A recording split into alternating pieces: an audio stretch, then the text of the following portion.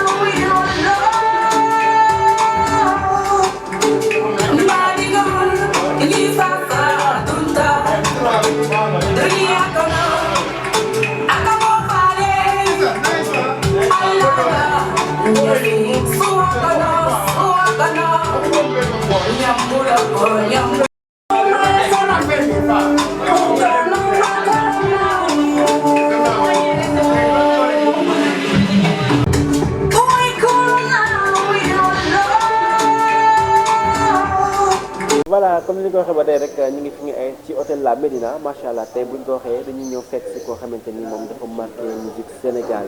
musique mondiale laay wax parce que tey def naa ne tey mënoo wax musique Casamance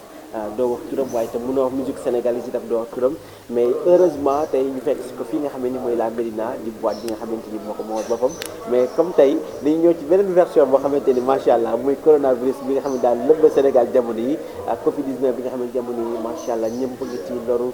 dem na ba jaaxal monde bi macha allah ndax ci loru bi muy loru ci àddina ba tax na tey ma seet si ko ndax am na ci ay écho yoo xam ne dégg naa ko moo tax ma sob rek ñëw laaj ci écho boobu lan moo ko waral te dafa ma bàyyi nga ñëw téléspectateurs yi. waaw maa ngi leen di remercier déjà parce que le fait que ngeen déplacé ñëw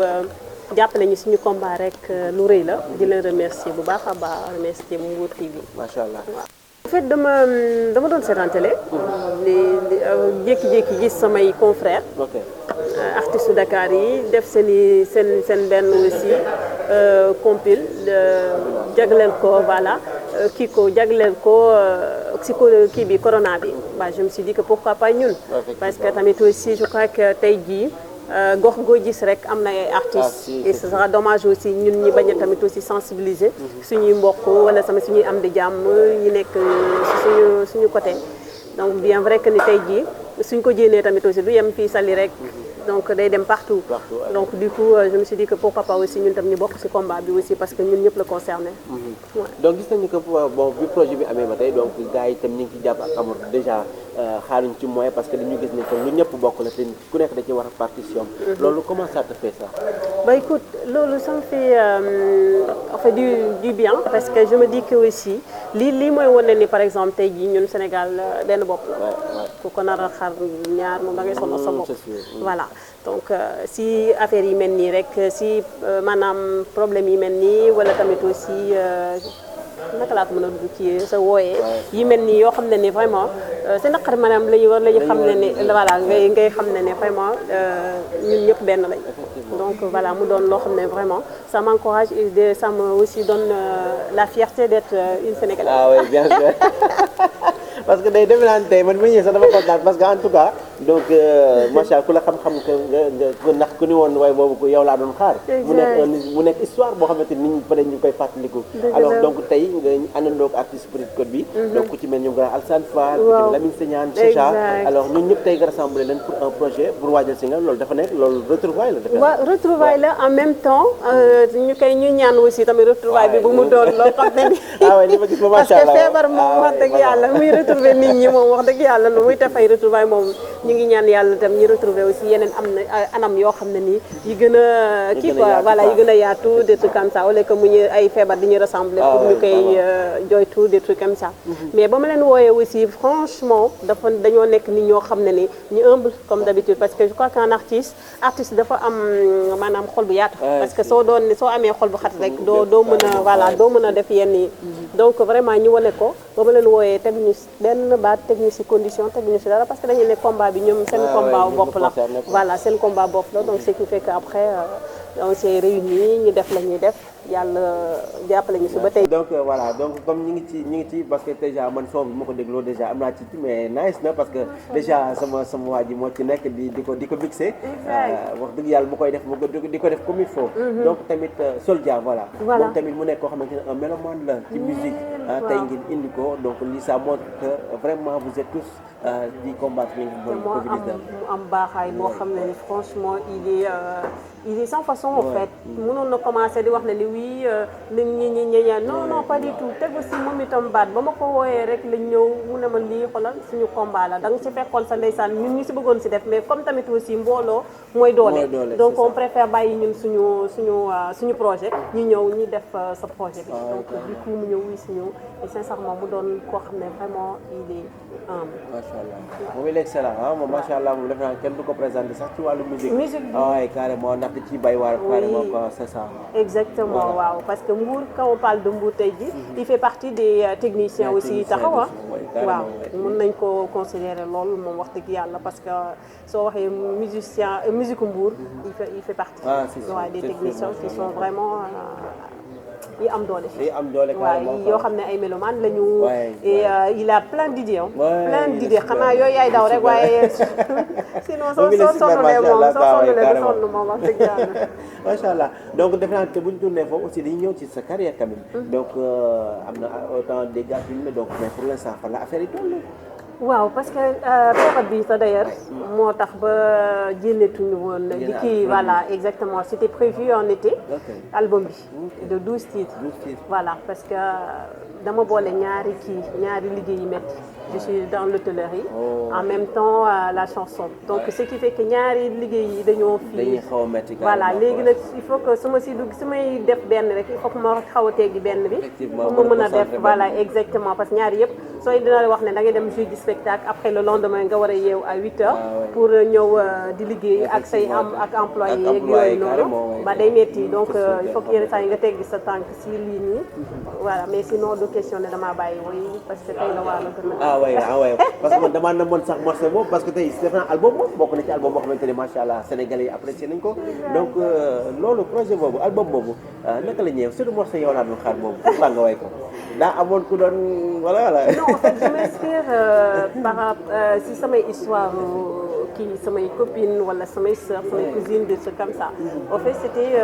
une histoire de ma sœur sama sœur waaw voilà exactement on a fait histoire et j'en ai fait une chanson c'est comme ça que je sama quotidien la noonu lay inspiré woon lu ma dund rek sama quotidien rek man moom waaw sama la voilà donc dëgg naa ba dégg ñaari version mais vraiment c'est nickel carrément Covid-19 bi carrément aussi mais mesures de prévention yi raxas bi voilà exactement en fait c'était lañu def très très attention parce que déjà loo xam ne ni mu ngi lëmbee àdduna mu ngi lëmbee ci dëkk yi gën a puissants yi par exemple ci monde bi di leen terrasser ñun boog benn bouchée rek la ñuy def d'accord donc nañu moytu bu baax a baax et que aussi yàlla nañ si yàlla musal et que nañu topp aussi docteurs yi ak tamit aussi ministre de la santé je sais pas voilà genre yooyu nga xam ne ni lépp lu mu jox ci kii rek nañu topp ay conseils am te xam ne ni c'est pour notre bien. waaw bien sûr voilà surtout gars yi aussi ak raxas bi aussi tamit defe naa ni tamit duñu am ak gel yi anti. mais même soo amulee gel tamit eau de javel baa ngi fii saabu baa ngi fii donc t'as pas besoin forcément gel parce que gel tamit aussi beneen budget la te dëkk bi actuellement ni dafa taxaw maanaam pas dëkk bi rek mais monde bi dafa taxaw mu ne nii yenn économique tiwul donc mais am na yeneen système yoo xam ne ni soo ko kiiyee mën naa remplacer gel bi mooy lan ndox ak saabu eau de javel xam nga voilà eau de javel ak yooyu noonu mais même eau de javel sax je trouve que ni sa beneen budget la bien vrai que ni saabu mais quand même saabu mës ta ñàkk suñu kër voilà saabu moom mës ta ñàkk kër même eau de javel mu tuuti soo ko defee rek désinfecté na say loxo des trucs comme ça donc ce qui fait que aussi nañu def très très attention et que aussi tamit aussi kii yi tamit comment ça s'appelle regroupement yi voilà regroupement yi aussi tamit exactement nañ ko wàññi bu baax a baax suñ ko mënee ba sax ñi ba ko sax le temps que affaire bi di jàll et tout ça yooyu man de def ma juddoo ba léegi mosuma gis feebar boo xam ne bu leen Sénégal du lu mel ni donc nañ def attention et que bien des choses maa ngi leen di ñaanal ñëpp si àdduna bi jàmm ak salaam. Macha Allah mais alors album bi à quand bientôt damay may bàyyi ba Covid 19 bi passé. moom Covid 19 bi. mooy jël bës bi fu mu ne nii mooy jël mosuma gis feebar bu jëlee bës bi. boo xam ne soo yeewoo yaa ngi Covid. soo midi yaa ngi Covid sooy tëdd yaa ngi donc man en fait def ma juddoo ba léegi. non da ngay jom loo xam fooy taxaw carrément. non ça wula la waay mais yàlla baax na quand même en tout cas merci kontaan nañu macha allah.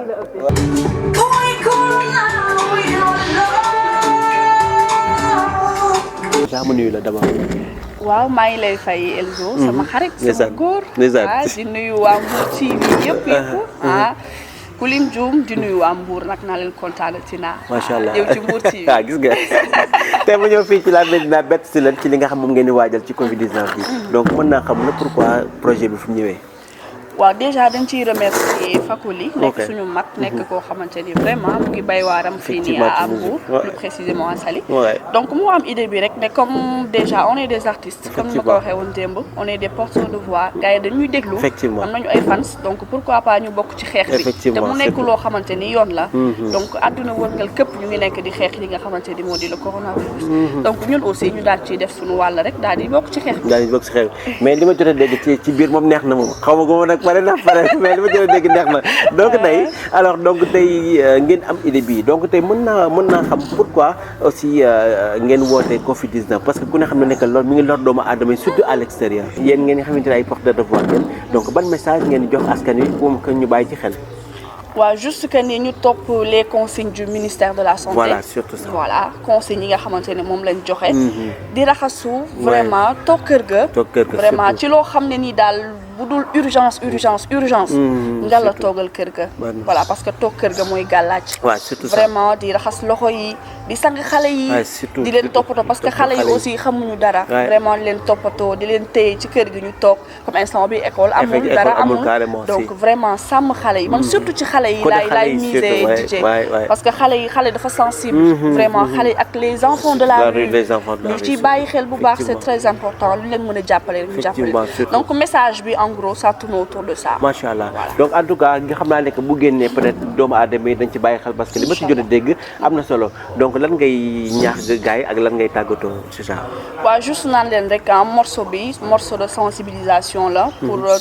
tout le peuple sénégalais donc vraiment morceau bi dina génn suupa ci kàttanu yàlla ñu bëgg rek gars yi ku ci jot nga partagé parce que bépp artiste bu ci nekk rek ku ci nekk partie bi nga xam ne mu nga ciy way lépp luñ ci way rek lu am solo la donc ñu déglu ko c'est à méditer vraiment di ñaan yàlla rek feebar bi yàlla na fi jóge parce que namu nan soirée wax dëgg yàlla namu nan soirée ndax boobu ba tey soirée on avait des dates vraiment ay soirée yu am solo mais yàlla ñëw ak dogalam mais nun mën a def rek ba fagaru vraiment feebar bi jóge fi daal loolu mooy macha allah et li ma ci gën a marqué mooy da ngeen def social da ngeen ko def genre social ba tax na xaaru leen ci dara parce que di nga gis ne que ñëpp ñi ngi ko def yéen tamit ngeen bàyyi ci seen waar voilà bay ci suñu waar bokk ci xeex bi donc liñ naan dompal sax ci sot la bokk voilà bokk ci xeex bi daal pour que feebar bi macha allah dernier mot yi waaw daanaka daal wax na lépp juste daal yàlla na fi yàlla jële feebar bi yàlla na ko fi yàlla jële amiin yàlla bi ay ci bëgg ay ci ba tey rek ni ñu leen ko waxee ñu ngi si émission Kër Ndanane yi comme ni ñu ko waxee tey nee naa tey kër Fakoli moo xewle tey la Médina alors tey ñu fekk si un grand moom xamit boo xam ne ni bokk na ci single bi nga xam moom la ñuy waajal ci 2019 bi pour Covid 19 alors grand ma bàyyi la nga nuyu téléspectateurs yi. asalaamaaleykum ku ci nekk ci turam ak santam. ku ci nekk fa nga nekk ma fekk la fa jox la sa wàccuwaay. comme daal di leen wax na ngeen def j'espère que ñu ñëpp a ngi ci jàmm. waa kii Dakino la ak Mbour TV tey moom du yomb. macha allah Dakino voilà tey te ñu gis ni que li ma dégg ci biir moom ngeen di waajal. est-ce que mën naa xam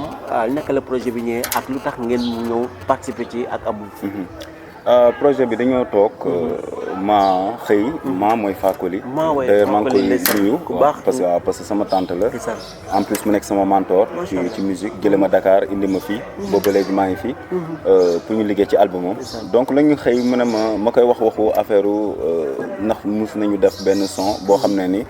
ci parité lay wax mu ne ma non mais actuellement lu nekk actualité laa bëgg a def muy corona bi quoi waaw sincèrement parce que gis naa ni bu ñu ko defee dina laal Sénégal yëpp waaw ma ne ko pourquoi pas mu ne ma léegi thème bi laa xamu ma ne ko mën nañ ko def mu émotionnel comme ça ñu def ko mu nekk genre gospel quoi en fait ñu ñëpp ñu waxandoor mu ne ma ok idée bu nice waaw sincèrement ñu toog maag moom waxtaan ci guddi gi yëpp xëyaat waxtaan ci après ci la commencé waat woo artistes yi ñoom tonton Alassane ak ñoom ñëpp waaw ak ñoom Lamine ñoom ñëpp ñu ñëw fekkee ko ak ñoom Chacha waaw ñun maa ngi siyaar ñëpp nag ñoom ñëpp maa ngi leen di siyaar franchement donc en tant que artiste donc lan ngay ñaax ñi nga xam ne ni peut-être ñooy seetaan ak li nga xam message bi nga xam président woote na ko mooy état d'urgence ak Covid 19 bi. actuellement xanaa bon ñu tàmbalee ko ci fii Mbour TV. ñoom lu ñu def nii gis nga distance bi déjà. dafa feeñ. ku ci nekk nga garder sa distance. ku ci nekk aussi loxo yaa ko moom. ni ku nekk tamit parce que fagaru moo gën faju te instant yi ku ne xam na ni yoruñu. tey jii boo tegoon milliard nit mënu la faj. dëgg la wallaay donc lépp loo gis tamit Pastef doomu aadama waaw ku ci nekk daf ci Pastefam. ku ci nekk téye ku nekk surtout sama mbokk murid yi ñoom dama leen di ñaax ñoom parce que bu dee ñoom man ci laa bokk. waaye xam naa ne ñoom nuyoo bi ñoom du ñu yem ci nuyoo bi dañ koy fóon waaw léegi nag jamono moo tax li ni mel ba sëñ bi joxe ndigal donc ku ci nekk na téye loxoom après ñu saafante ci jàmm sincèrement waxtaan yéene sa morom jàmm weesuwul nga téye sa loxo waaw sincèrement mayante distance ngeen di waxtaan après bu ñuy génn nag pour dox yi sincèrement ngeen takk masque yi parce que tamit waaw fagaroo gën faju daal ça c'est sûr machallah donc single bi ngeen ci kawam te xam naa ne bientôt ñi gaa yëpp nañ ko am donc lan ngay ñaax aussi sénégalais yi nga xamante ñoom tam ñi ngi ci combat boobu parce que lépp rek man dama koy jël idole ci sama maman muy Fakoli sincèrement parler parce que dafa moom mi jëlee ñu ba Dakar jëlee ñu ba Thiès xaarul budget ci kenn sincèrement mu def ko tamit mu nekkaale clip en même temps ku ne xam ne dafa métti lépp nga bu ko def ci 2 jours mu pare ci 2 jours waaw franchement course contre la montre la def quoi sincèrement ñu ñëpp nañu roy ci moom ku ci nekk tamit bon mooy lu ma wax sànq rek jël sa matuwaay waaw ku ci nekk ba ca artiste bi tamit déplacé wul bokk ay oto def lu ne pour ñëw sacrifier pour juste joxe voix am parce que ñun ñi waaw ñun loolu la ñu am quoi suñu voix ay porteur de voix donc ku ci nekk na toog këram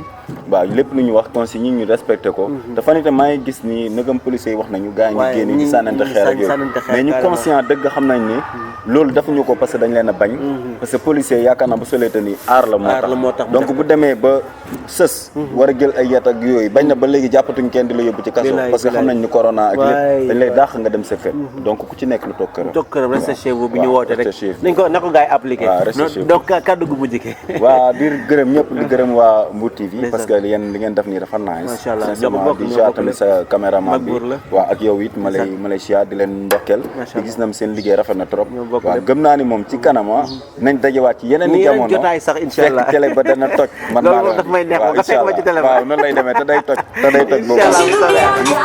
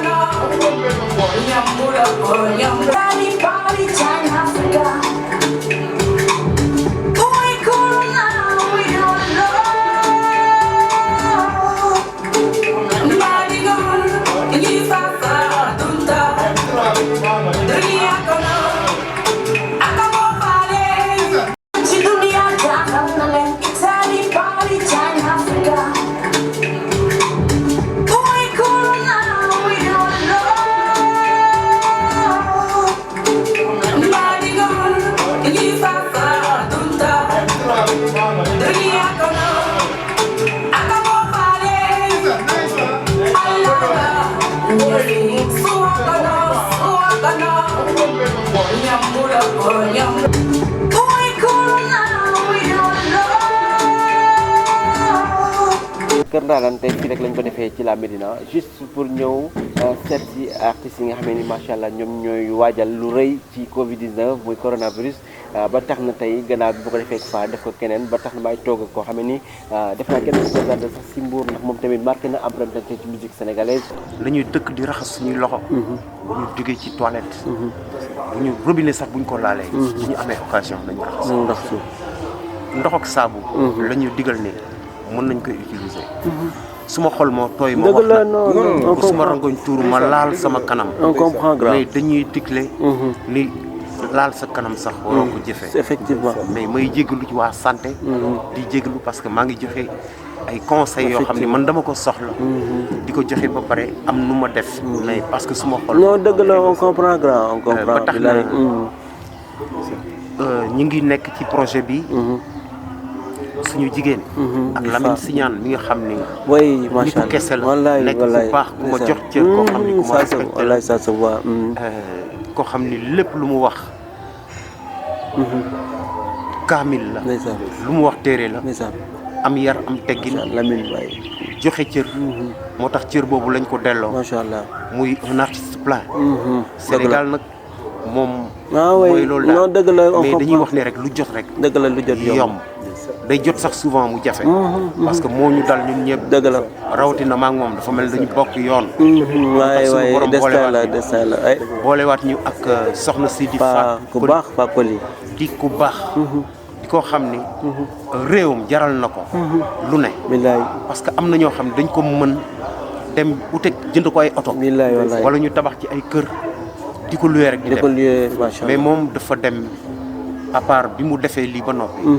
dafa wut studio. parce que projet bi alal la moo ci dem. wallaay sonn na ci carrément. jënd studio. invité ñu jóge fu sori déplacé wu ñëw enregistré ku ci ne vraiment. añ yeeg xéewal geeg lépp di ko def. lépp sound baax def ay teraanga te xam ni ñun ñii góor ñoo waroon def loolu. kon moom mi jigéen bu taxawee noonu. damay delloo fàttali. ñi nga xam ni ñooy suñu way njiit yi. ñu xam ni ñi am nañ ay jigéen yu mën góor. am nañ ay jigéen ci Sénégal. yu méngoo ak Marème Faye Sall. la première dame waaw première dame bu Sénégal dëgg la. moom aussi ñu di ko sant di ko ñaanal. parce que bu ñu sañoon. man de ma sañoon. lii. mbas mi. du leen dal ñoom ci seen gouvernance parce que j'étais un peu souffrant. wallaahi. j'étais souffrant mais Marème loxoom jógewul benn yoon ci man. ndeysaan.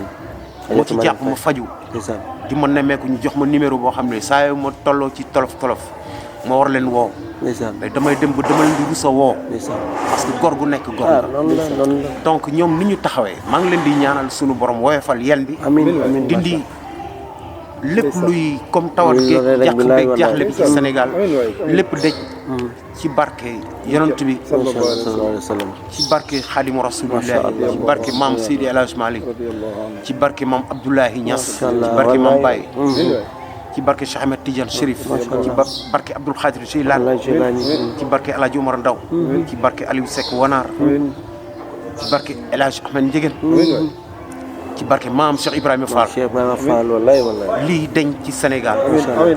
ñu bàyyi xel. ci ñi nga xam ni way néew doole lañu. mënuñu amuñu. yaakaaruñu woon sax lu dul gàddu seen pot fajar dem yalwaan. ñu bàyyi xel ci ñooñu. ñi ñu dëkkal. dëkkandoo yi dëkkandoo yi ku ci am moyen mën nga jàpp ci état bi mais ku ci am moyen aussi bu mun a jàpp ci ñi nga xam ne ay ndongo daara lañu ay yaay la ñoo xam dañuy xëy di wut saabu pour fóotal seen doom yi ay am na ñu war a mën a jàpp te ñi ko am yàlla dénk leen ko xëj na sax ñoom la suñu borom di xool li mu leen dénk nan lañ koy jëfandikoo xëj na loolu yëpp ci màggu suñu borom la ba tax na ku ko ci mën na nga dimbale te xam ni lii ak jiyaat la lii aj màkk la lii liggéeyal yoonu xaadimu rasul la lii liggéeyal yoonu Seydi El Hadji Malick lii liggéeyal diine la ku ko ci mën na nga ko def te boo koy def na nga ko def ci sutura am na ñoo xam ni boo leen doon jox million bëccëg ñu ne la am nañu lépp fekk dara sutura si yàlla rek la ñu wooye du rëy du dara mais doyloo yàlla rek ak yaakaar ko mooy waral lool ba ñi ko mën am ko ngalla nañu jàppalante suñu biir te xam ne ñunu neen la lii yëpp fii lay des am na ñoo xam ne jóge nañ fi yoroon ay milliards bu ñu dégloo bu mooy xool ci télévision bi y a ces personnalités di ay der yu weex ñoo xam ne ñun ñoo bokk lépp mbas mi jël na leen kon bu doon alal kon mu baleen fi xoolal ñuy dellu jaale famille Pape Diouf di sunu kilifa nekkoon kilifa ci àdduna bi yëpp ñëpp xam ko mu sigil der bu ñuul sigil sénégalais fépp ñi koy jaale njabootam di ñaan fa mu tëdd na ko fa yërmande yàlla jiitu di ñaan aussi sunu papa Golbert Diagne wallaay papa manal wallaay ndeysaan ci sunu borom tete ko ci àjjana yu kawe di jaale njabootam di jaale suñu xarit Malal Junior Diagne di ko massawu di massawu mboole famille yi ñi nga xam ni ñoo des ci mbas mi maa ngi leen di massawu te di ñaan suñu borom yërëm leen jégal leen tabal leen aljana di ñaan suñu borom lii mu yemale ko fi macha Allah ba ndax fit yi dem nañ te yàlla ñun yow rek la ñu yaakaar ñun yow la ñu gëm yow la ñu am nit dafa matul rek bu ñu la tooñee dañ laa xamul waaye yàlla yow rek yaay yàlla yow rek yaay buur kenn dong li fi ne yëpp ay nguur la yow rek yaay buur ñu ngi lay ñaan ci sa mbaax ci sa kattan ci sa yërmande nga di tegal ñu mbas mi ci barke yonent bi jërëjëf macha Allah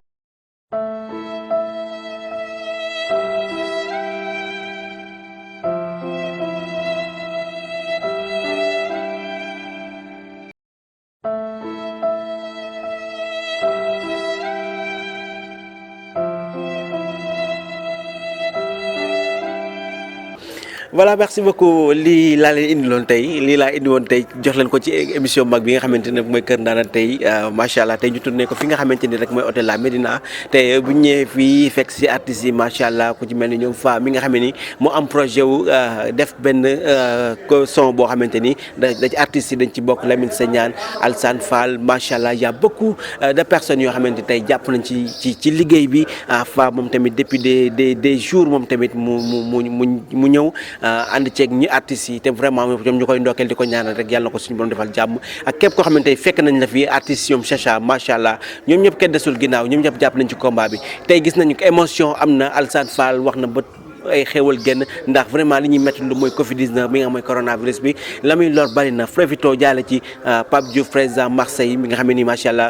yàgg naa xeexal der bu ñuul ci Afrique wala Europe macha allah moom tamit corona bi jël ko yàlla na ko yàlla teeru ci aljana yi gën a kawe papa yi Malal Junior Diagne El Hadj Golbert Diagne itam ñu koy ñaanal yàlla xaaral ko aljana moom mi nga xam ne bibliothèque la woon tey ci Saint-Louis waa xutuma ak Sénégal mais vraiment tey émission Kër Ndanane nii daal laa ko indi woon tey bett gars yi xool naka la ñuy waajale li nga xam ne ni mooy single bi ñuy préparé jaajëfee mag buur la tey moom laa àndaloon tey ci caméra bi macha allah naa ko yow macha allah ndaanaan ku la fa naa ko fi moom tey nooy na nepp day tubaarkàlla macha allah jaajëfee képp koo xamante yaa ngi toogoon doon ñu seetaan di leen jëg dig day incha allah dans 15 jours ci beneen numéro émission Kër Ndanane jërë ngeen jëf